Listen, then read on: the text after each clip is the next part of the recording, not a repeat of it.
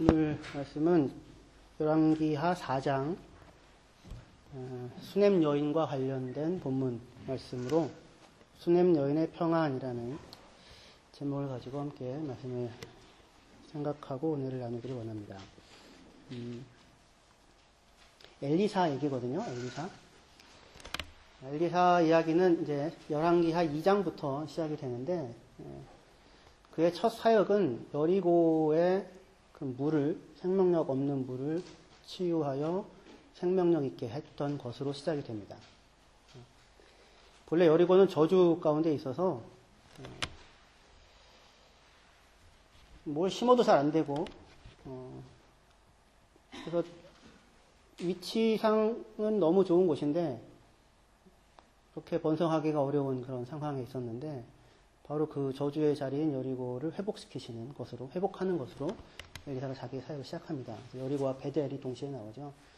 베델에서는 이 엘리사를 조롱하는 대머리야 올라가라, 대머리야 올라가라 라고 하는 그 아이들이 여호와 이름으로 엘리사가 저주함으로 곰이 나와서 아이들을 42명인가요? 42명을 찢는 그런 이제 사건으로 엘리사의 사역이 시작이 됩니다.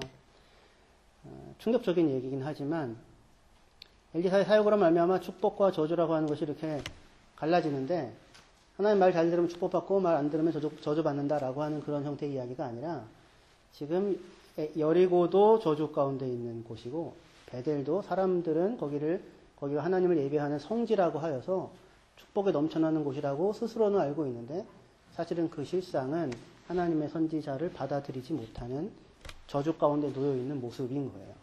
그러니까 하나님의 말씀을 잘 들으면 축복, 안 들으면 저주가 아니라 그냥 다 소망이 없는 상태 가운데 있는 이스라엘을 향하여 이제 엘리사가 사역을 시작하여 도저히 회복되어지지 않을 것 같은 여리고의 불임을 고치는 것으로 사역을 시작합니다. 그럼에도 불구하고 그 말씀을 받아들이지 않고 반응하지 못한다면 여전히 그 저주 가운데 놓여 있을 수밖에 없다라고 하는 아픈 이야기를 담고 시작이 되는 거예요.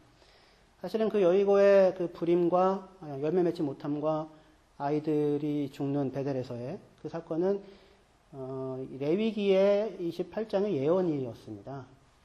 같은 문단에 나와요. 이렇게 너희 토산이 읽지 못할 것이다. 너희가 내 말을 안 듣고 하면 저주 가운데 있게 될 텐데 그리고 들짐승이 나와서 너희 아이를 삼킬 것이다. 이렇게 같이 나오는 곳에 여리고와 베델 얘기가 같이 나오거든요. 그러니까 사실상 소망이 없는 상황에서 하나님께서 엘리사를 통하여 소망을 만드는 일을 시작하고 있다. 이겁니다. 지금.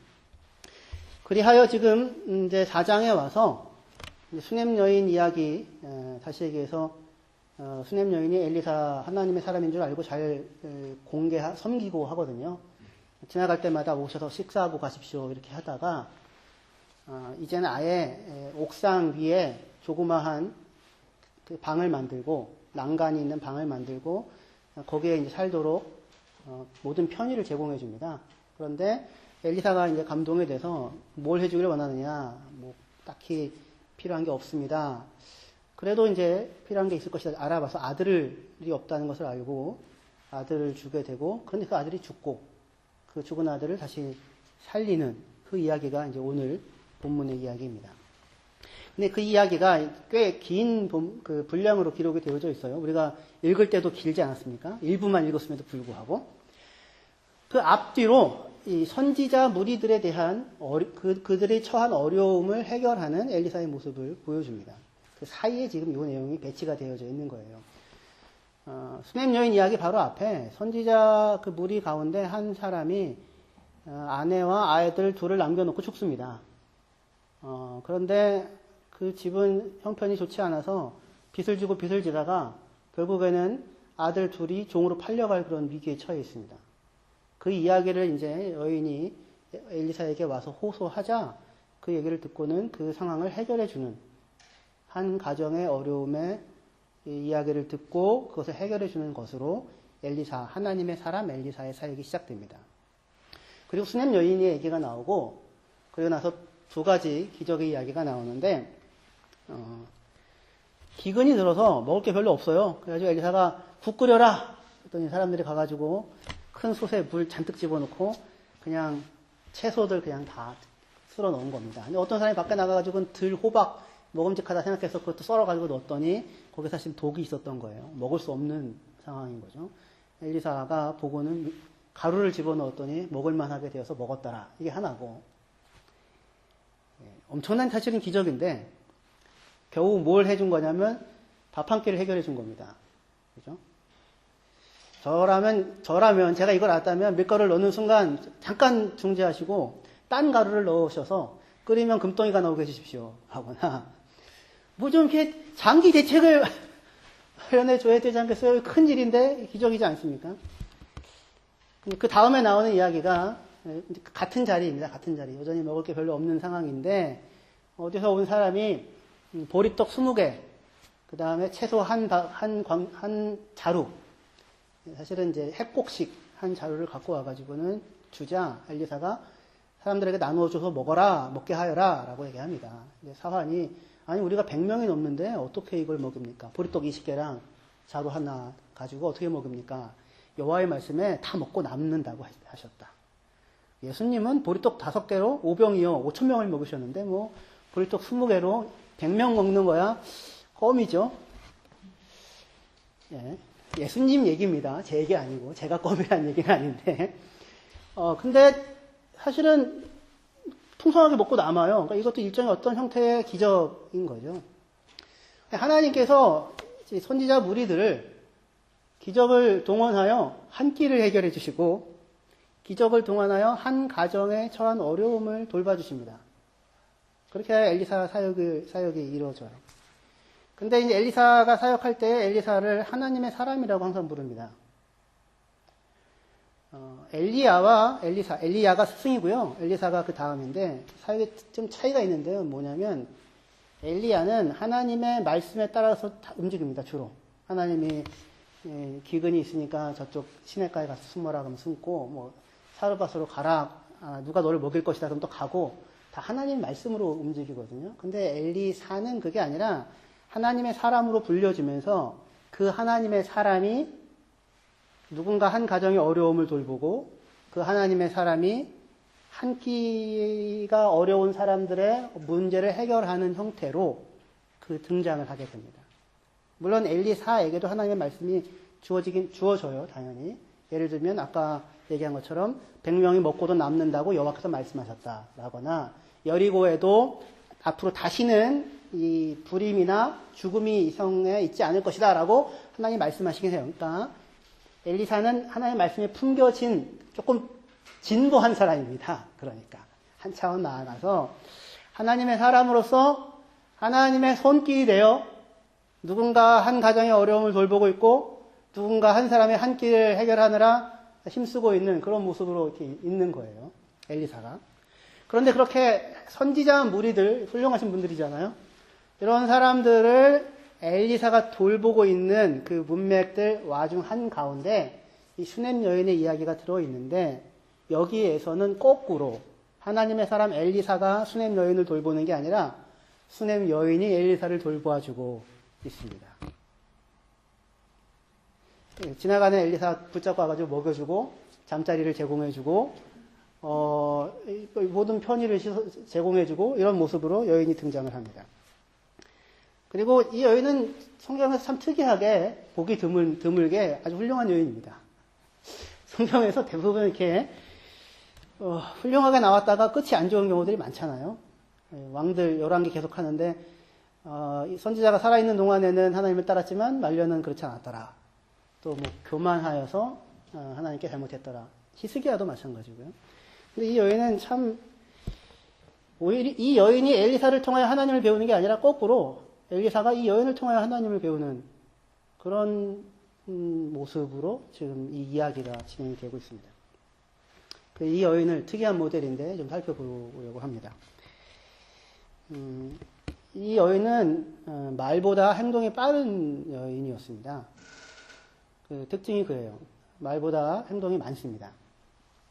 성급하다는 게 아니라 못 견디고 먼저 움직인다 그런 얘기가 아니고 구구절절 말로 자기 생각과 의도와 뜻을 나타내고 설명하기보다는 마음에 품은 생각을 행동으로 옮기어서 그것으로 자신을 표현하는 스타일인 거예요. 스타일이 그런 거예요. 그러니까 충분히 많은 말이 필요할 것 같은 자리에 말이 그리 많지 않은 대신에 행동으로 말을 하게 됩니다. 그래서 행동이 말을 하긴 하는데 직접적으로 자기 속내를 얘기하지 않으니까 그 속내가 어떤지 알기는 쉽지는 않아요. 아들이 죽었는데도 물어보니까 평안하다 이렇게 얘기를 하고 있어요. 속내가 어떤지 참 쉽지가 않은데 하지만 행동으로 많은 이야기를 하고 있습니다.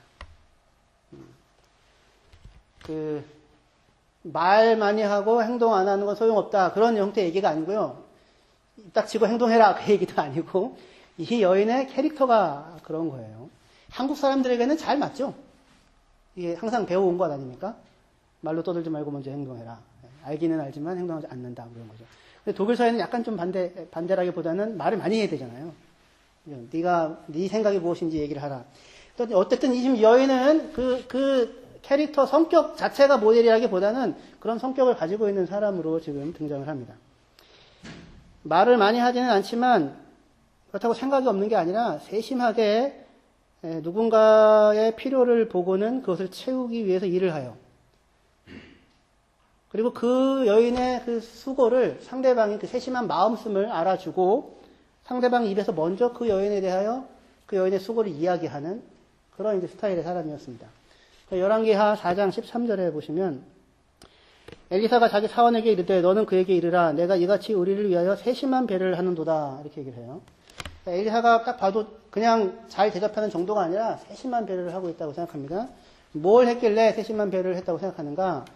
4장 10절에 청하건대 우리가 그를 위하여 작은 방을 담 위에 만들고 침상과 책상과 의자와 촛대를 두사이다.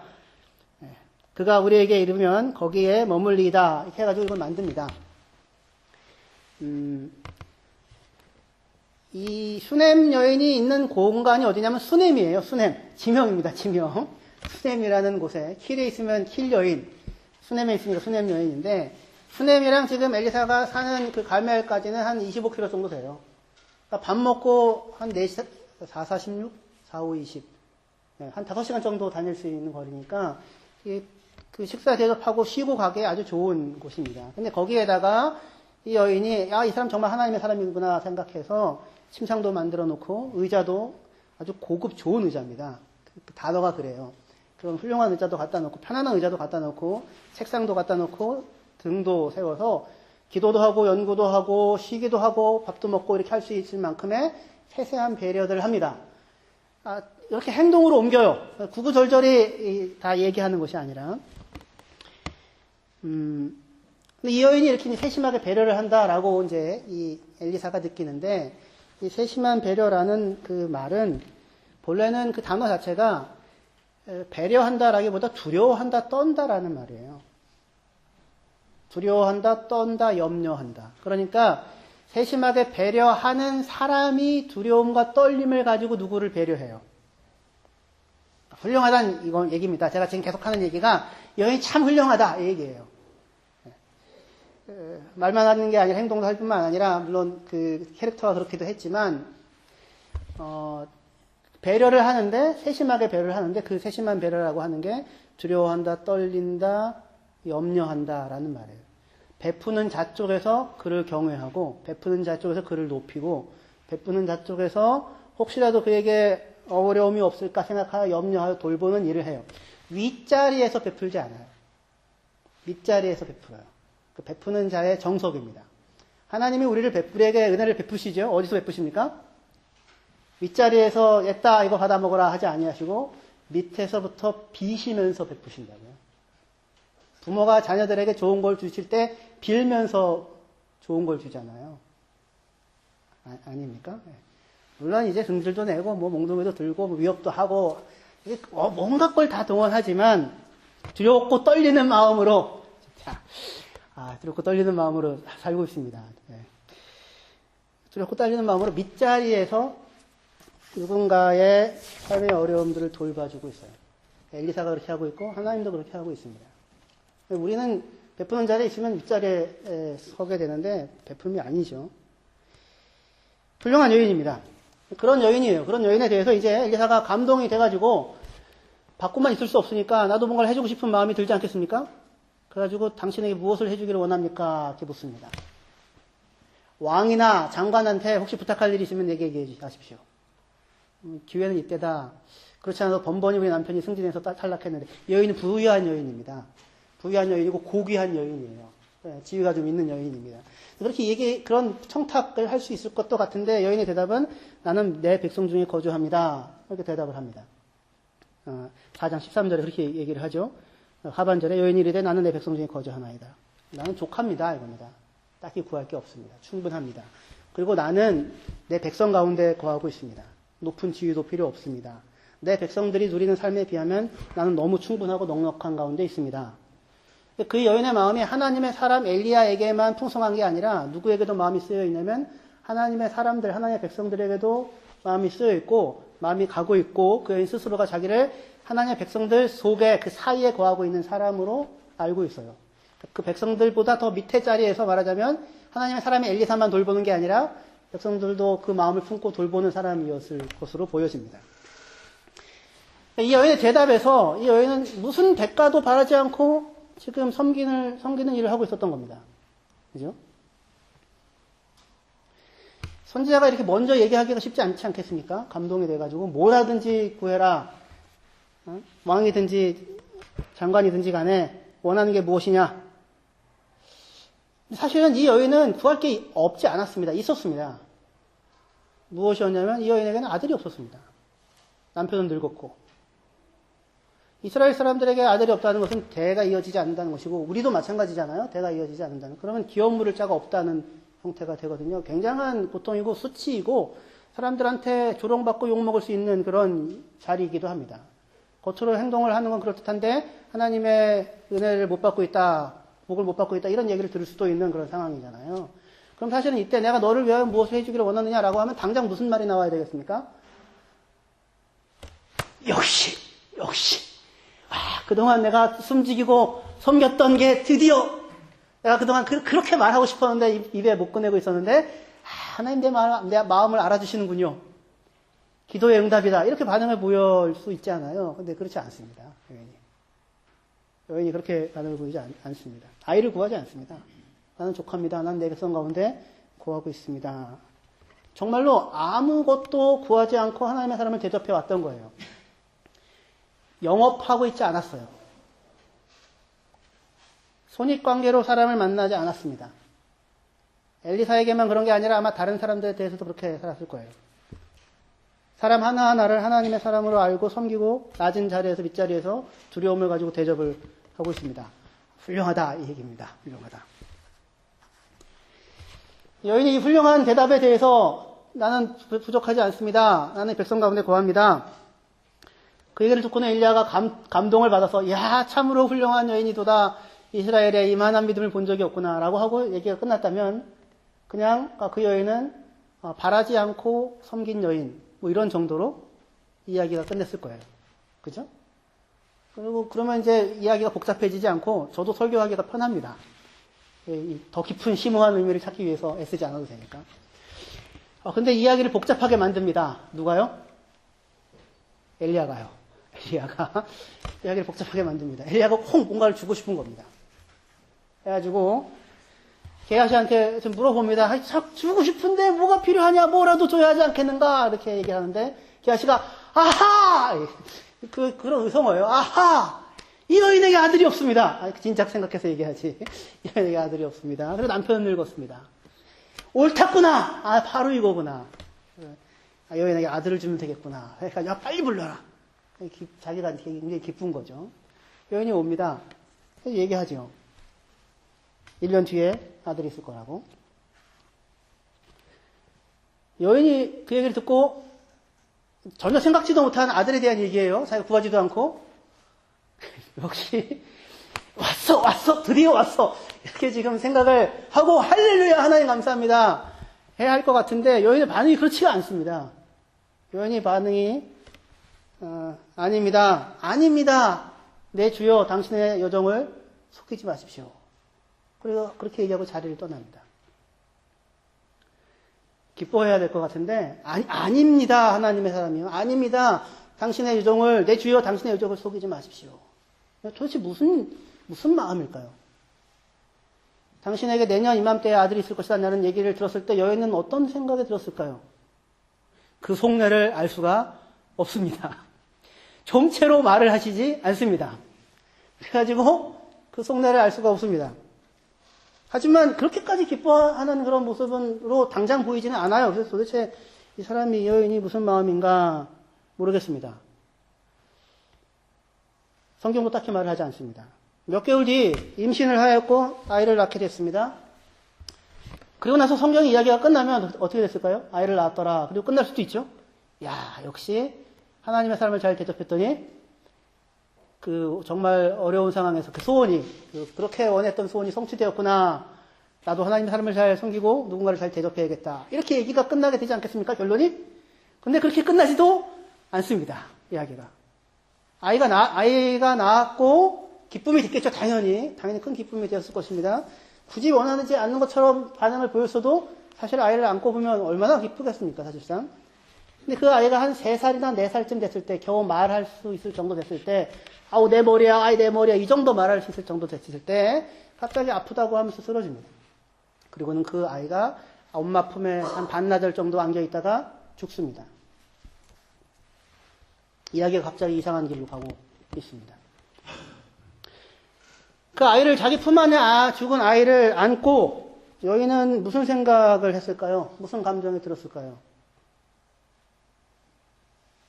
분노, 아니면 속았구나, 원망, 어쩌다가 나에게 차라리 주지는 말지 줬다가 뺏고 이게 뭐 하는 짓이냐, 무슨 여러 가지 생각이 일어나겠죠. 근데 이 여인은 웬만해서는 말을 하지 않습니다. 그 속내를 알기가 어렵습니다. 대신에 이 여인은 행동으로 말을 합니다. 무슨 생각이 들었는지, 무슨 생각을 품고 있는지 그녀의 행동이 말을 해줍니다. 21절에서 23절인데요. 열왕기하 4장 21절에서 23절입니다. 그의 어머니가 올라가서 아들을 하나님의 사람의 침상 위에 두고 문을 닫고 나와 그 남편을 불러 이르되 청하건대 사환 1명과 나귀 1마리를 내게로 보내소서. 내가 하나님의 사람에게 달려갔다가 돌아오리이다 하니 그 남편이 이르되 초하루도 아니고 안식일도 아니거늘 그대가 오늘 어찌하여 그에게 나아가고자 하느냐 하는지라. 여인이 이르되 평안을 비나이다. 이 여인이 대답이었습니다. 샬롬, 평안합니다. 평안입니다. 평안과 관련된 일입니다.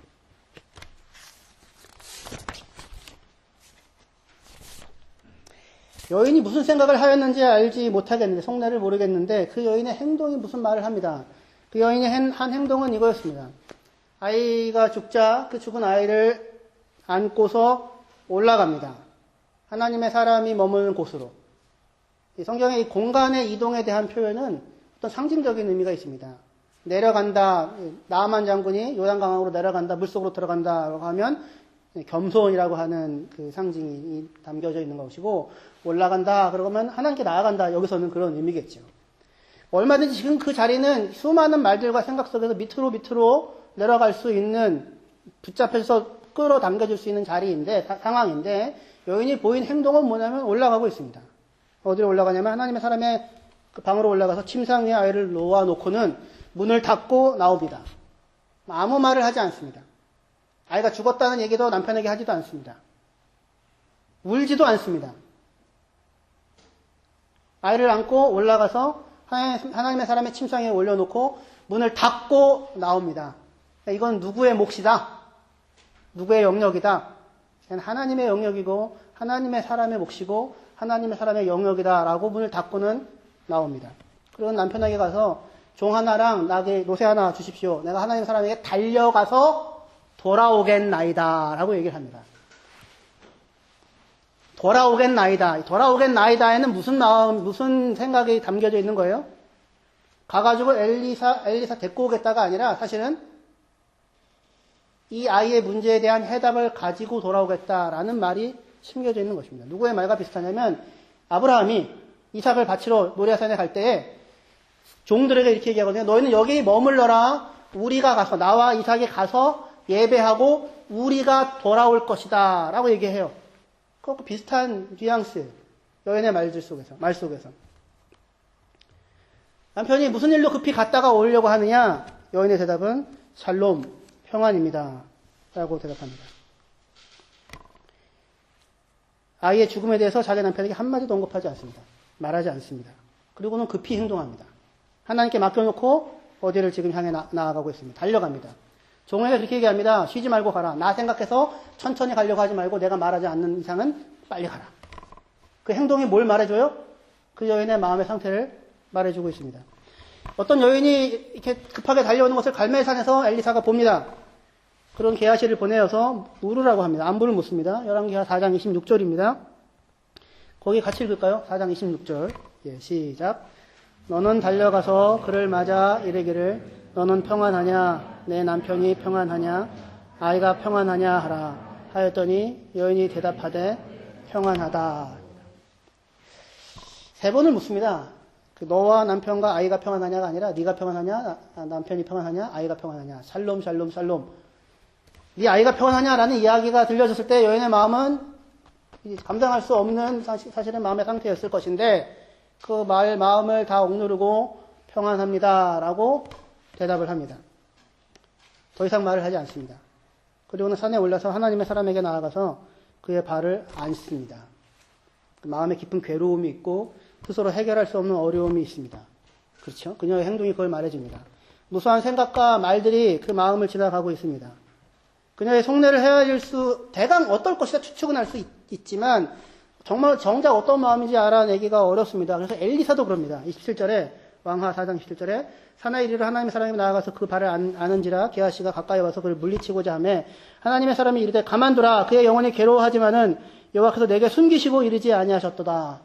지금 엘리사 하나님의 사람에게도 감추어져 있는 부분이 있습니다. 엘리사에게 감추어져 있는 부분이 있는데 여인은 보고 있는 부분이기도 합니다. 여인이 말합니다. 열왕기하 4장 28절입니다. 여인이 이르되 내가 내 주께 아들을 구하더이까 나를 속이지 말라고 내가 말하지 아니하더이까. 여인의 대답이었어요. 여인의 말이었어요. 얘기를 듣고는 엘리사가 게하시를 보내고 자기가 직접 가서 결국엔 기도하고 아이를 살리는 일을 하게 됩니다. 근데 이 여인이 지금 하는 말은 내가 당신에게 아들을 구했습니까? 나를 속이지 말라고 하지 않았습니까? 이 말 외에는 다른 말이 없습니다. 이 말투가 어땠을까요? 와가지고 내가 언제 당신에게 아들 달라고 구했습니까? 이렇게 얘기를 안 했을 거라고요. 이렇게 얘기를 하지 않았을 것이고 하나님의 사람이여 내가 언제 당신에게 아들을 달라고 말했습니까? 내가 나를 속이지 말라고 하지 않았습니까? 아이가 죽었다는 말도 하지 않고요. 당신 때문에 내 아이가 죽었다는 말도 하지 않고 다만 있는 그들의 사실만을 이야기합니다. 원망일까요? 절망일까요? 비슷한 상황에서 엘리야를 맞아 섬겼던 사르밧 과부, 그 여인에게도 아들이 죽습니다. 사르밧 과부가 한 끼 남은 반죽 해먹고 아이들과 함께 죽겠다라고 하고 있을 때 엘리야가 찾아가가지고 나 먼저 해줘 해가지고 먹고 나서 떡반죽 그릇이 마르지 않아서 계속해서 살게 되는. 그런데 그 아이가 병들어가지고 죽어버려요. 그러자 그 사르밧 과부가 열왕기상 17장 18절에 이렇게 원망을 합니다. 여인이 엘리야에게 이르되 하나님의 사람이여 당신이 나와 더불어 무슨 상관이 있기로 내 죄를 생각나게 하고 또 내 아들을 죽게 하려고 내게 오셨나이까. 이거는 명백한 원망이죠. 그죠? 나랑 무슨 상관이 있다고 와가지고 내 죄를 생각나게 하고, 그러니까 여인은 지금 아들이 죽는 걸 보고는 내가 뭘 잘못했는가 이 생각이 지금 들고 힘들어하는 겁니다. 그리고 나 죽게 하려고 당신이 왔느냐 이런 얘기를 하고 있어요. 근데 사실상 상황은 이런 상황이잖아요. 원래 마지막 남은 떡 해먹고 반죽으로 해먹고 아들과 함께 죽으려고 했던 여인이 엘리야로 말미암아 살고 생명을 누리게 되지 않았습니까? 그렇죠? 그렇지 않았다면 죽었을 생명을 새로 얻어서 말하자면 선물로 받아서 누리고 있는데 그렇음에도 불구하고 이 여인이 엘리야를 원망하고 자기 죄에 대한 징벌로 오늘 내가 이 고통을 받고 있구나라는 시각으로 자기의 어려움을 바라보고 있습니다. 그런데 수넴 여인의 말은 그런 원망으로 보이지가 않습니다. 수넴 여인은 일단 울지 않습니다. 그 사건을 만나고 아이가 죽었을 때도 남편에게 이야기할 때도 길을 오는 동안에도 울지 않았을 것입니다. 물론 엘리야의 발을 안고 있을 때는 아마도 울었을 것 같아요. 근데 수넴 여인의 말은 원망이 아니었습니다. 왜냐하면 만약에 원망을 하려고 했다면 수넴 여인은 누구랑 같이 왔을까요? 남편 불러서 같이 왔을 것입니다. 아들 죽었어. 하나님의 선지자 우리가 그렇게 대접했는데 내가 달라고 하지 않았는데 죽으는 결국은 애가 죽었다고 가가지고 멱살을 잡고 당신은 나에게 한 것이 무엇이냐라고 어떻게 이럴 수 있느냐라고 원망을 했을 수 있을 것입니다. 그런데 그렇게 하지 않는다고요. 아이가 죽자 여인은 아이를 데리고 하나님의 사람의 침상에 누이고 문을 닫고 아이의 죽음에 대해서 한마디도 말하지 않고 대신 급하게 하나님의 사람으로 달려갔다가 다시 돌아오겠다고 하고 평안을 묻는 물음에 3번 다 평안을 묻는 물음에 평안하다라고 대답을 하고 있습니다. 당신의 아이가 평안합니까? 라는 물음을 들었을 때 여인이 뭐라고 대답을 했었을 것 같습니까? 지금 이 판국에 내가 평안하게 생겼느냐? 라고 아마 얘기를 했었을 것 같은데 여인은 그렇게 대답하지 않고 평안하다라고 얘기를 하고 있습니다. 마음의 길이가 짧아져 있지 않습니다. 지금 설교를 하고 있는 제 마음의 길이가 지금 짧아져 가고 있습니다. 네.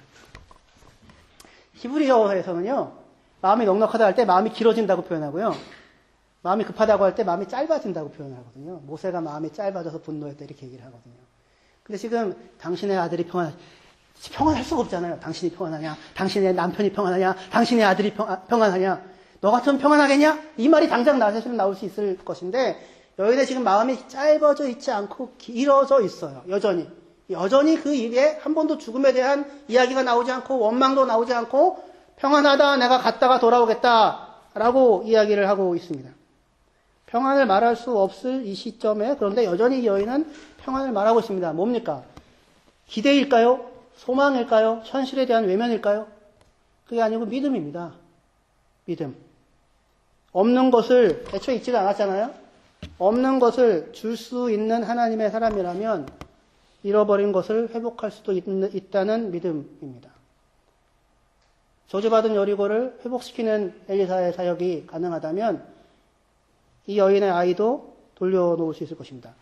그 여인이 정말 그런 믿음을 가졌는가? 그 여인이 그 입으로 고백하지 않더라도 무엇이 증거합니까? 그 여인의 행동이 그것을 증거합니다. 내내 그녀가 한 모든 행동이 하나님의 사람이 없는 것을 줄 수도 있는 하나님이라면 이런 것을 회복할 수도 있다라는 믿음을 증거하고 있습니다. 흔들림이 없었겠는가? 의심이 없었겠는가? 있었겠지요. 내 죄 때문이다. 하나님의 사람이 나를 속였다. 나를 거짓말하고 내게 장난친 것이다. 이런 생각이 지나갔을 수도 있었을 것입니다. 그런데 그 마음, 이야기 속으로, 생각 속으로 내려가지 않고 아이를 안고 올라가서 하나님의 사람의 침상 앞에, 하나님 앞에 놓고는 문을 닫고 하나님께 맡겨놓습니다. 하나님께 맡깁니다. 하나님의 하나님 되심, 하나님의 신실하심, 거짓이 없으며 진실하신 하나님에게 모든 것을 맡겨놓고 문을 닫습니다. 그러니까 지금 이거는 막연한 기대나 소원이 아니라 하나님에 대한 신뢰에서 비롯된 행동들이었습니다. 다시 얘기해서 그는 나를 빈말로 속이고 거짓으로 사기치시는 분이 아니다라는 것입니다. 여인은 엘리사에게 와가지고 내 아이를 다시 살려내달라고 요구하지 않습니다. 그렇게 얘기하지 않고 그 여인 한 말은 딱 이거예요. 내가 당신에게 아이를 달라고 구했습니까? 나를 속이지 말라고 말하지 않았습니까? 이 얘기는 뭐냐면 누가 시작한 일이에요? 이 일을? 엘리사가 시작한 일이잖아요. 여인이 시작한 일이 아니라 당신이 기뻐서 당신이 시작하신 일이지 않습니까? 당신이 시작하신 일에 대하여 당신의 입장은 무엇인지, 당신의 입장도 나와 같이 평안이다라고 얘기하는 그 대답인지 내게 답하십시오 라고 묻는 것입니다. 그러니까 이제 그 물음에 대해 답할 사람은 여인이 아니라 엘리사인 것이고 하나님이신 거예요. 엘리사는 달려가서 하나님께 기도하고 아이를 살립니다. 그 여인의 물음에 대하여, 당신이 시작한 일에 대하여 당신의 입장은 당신도 나와 같이 평안이냐라고 묻는 그 물음에 대해 평안이다라고 대답을 주는 거죠. 이 여인과 아이가 열왕기하 8장에 또 나옵니다. 기근으로 7년 있었는데 엘리사가 얘기해가지고 떠나 있다가 다시 오라고 합니다. 떠나 있다가 다시 왔는데 그 기간에 땅이 다른 사람의 관리하에 있는 거예요. 그걸 좀 얻게 해달라고 왔을 때에 하필이면 게하시가 그 자리에 있어서 엘리사가 한 여인의 아들을 낳게 하고 아이가 죽고 아이를 살린 이야기를 이야기하고 있을 때에 여인이 왕에게 호소하러 들어옵니다. 잃어버렸던 땅을 돌려주십시오. 그랬더니 바로 저 여인이 내가 금방 말한 그 여인입니다. 얘기를 듣고는 그 여인의 땅을 다 돌려주고 나왔던 소출이 있다면 다 돌려주어라 라고 하여 여전히 그 여인에 대한 엘리사의 대답은 또는 하나님의 대답은 평안이다. 하나님이 시작하신 일에 대한 그의 대답은 평안이다 라고 이렇게 대답을 해주고 있는 것입니다. 여인이 갖고 있는 대답이었어요. 그리고 그 대답을 당신도 하라고 지금 요구하고 있는 것이죠. 말하자면. 말씀을 마무리하겠습니다. 아브라함에게 하나님이 네 아들 이삭을 제물로 바쳐라 라고 했을 때 그때 아브라함에게 당신이 평안하냐라고 묻는다면 아브라함의 대답은 무엇이었을까요? 너 같으면 지금 평안하겠냐? 이거였을까요? 아니요. 평안합니다. 였습니다. 우리가 가서 예배하고 우리가 돌아올 것이다. 서로 죽는다 할지라도 하나님은 다시 살리실 것이다. 그가 내게 대하여 진실하시고 거짓을 말하지 아니하시며 한 번도 나를 속이신 분이 없으신 분이시다. 그는 나에 대하여 장난치지 않고 나에 대해서 진실하시고 신실하게 대하시는 분이시다. 나는 그를 신뢰한다. 라는 마음으로 아브라함이 간 겁니다. 아들을 바치라라고 하는 그 말에 대하여 당신이 평안하십니까? 라고 물었다면 장난하냐? 내가 평안하겠냐? 라가 아니라 평안합니다. 라고 대답을 했을 거라고요. 야곱의 20년, 라반에게 속임을 당하고 맨날 빼앗기는 그 20년에 대해서 누군가가 야곱에게 당신이 평안하십니까? 라고 물었다면 야곱이 뭐라고 대답했을까요? 장난하냐? 너 같으면 평안하겠냐? 라고 대답하지 않았을 겁니다. 왜요? 당신은 나를 10번이나 속였지만 하나님이 나와 함께 하셔서 나를 빈손으로 돌려보내지 아니하셨나이다. 평안하다. 하나님이 나와 함께 하기 때문에. 요셉에 대하여 팔려간 요셉에 대하여 네가 평안하냐 물었다면 장난하냐 너 같으면 평안하겠냐? 라고 대답할 게 우리의 생각일 것 같은데 그렇지 않고 하나님이 함께 하시면 요셉이 병사에 형통하였더라. 평안하다. 라고 하는 것이 대답이었습니다. 예수의 십자가를 앞에 두고 사람들이 예수님 평안하십니까? 라고 물었다면 예수님이 장난하냐 너 같으면 평안하겠냐? 라고 대답하시지 않으셨을 것이고 평안하다라고 대답하셨을 것입니다. 예수님이 십자가에 죽고 제자들이 두려워 떨고 있을 때 제자들에게 가가지고 당신들은 평안하십니까? 라고 물었다면 제자들은 장난하십니까? 지금 우리가 평안하겠습니까? 라고 대답했을 겁니다. 제자들은. 우리들처럼. 근데 그때 예수님이 오셔서 뭐라고 얘기하십니까? 너에게 평강이 있어라. 성령을 받아라. 말씀하십니다. 인생에서 어려움을 만날 때 정작 하나님을 찾지도 구하지도 믿음으로 살지도 않았던 자들이 오히려 하나님을 찾습니다. 그때. 그리고는 찾아내서 하나님을 원망합니다. 아합이 그랬고요. 여호람이 그랬습니다. 한 번도 하나님 찾지 않았어요. 하나님 구하지도 않았어요. 의지하지도 않았어요. 근데 인생에서 어려움을 만나면 득달같이 하나님을 찾아서 하나님을 원망합니다. 그런데 하나님의 대답은 한결같습니다. 너희를 향한 나의 생각은 내가 하나니 평안이요 재앙이 아니라 너희에게 미래와 희망을 주는 것이니라. 너희는 내게 부르짖으라. 너희가 내게 부르짖으며 내게 와서 기도하면 내가 너희의 기도를 들을 것이요 너희가 온 마음으로 나를 구하면 나를 찾을 것이요 나를 만나리라. 이 말씀하십니다. 너희를 향한 나의 생각은 평안이다. 하나님께서 그 평안과 화평의 일을 주려고 역사를 시작하셨고 우리의 인생과 삶을 허락하셨습니다. 구원은 무엇입니까? 하나님과 우리와의 평화, 화목입니다.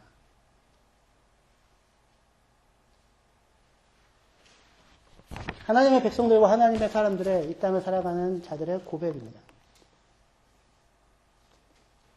그 길로 같이 걸어가셨으면 좋겠습니다. 기도합시다.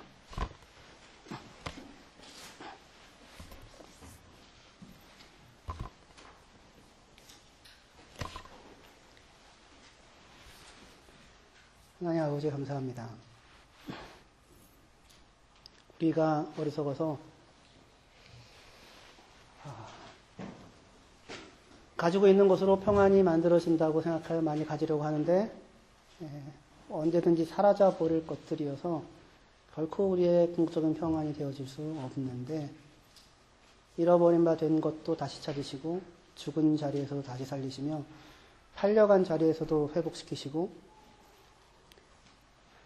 속임을 당하여 빼앗기는 자리에서 채워주시는 하나님으로 말미암아 오늘 우리가 이 모진 인생 속에서도 무슨 일이냐 물으면 평안입니다. 라고 답합니다.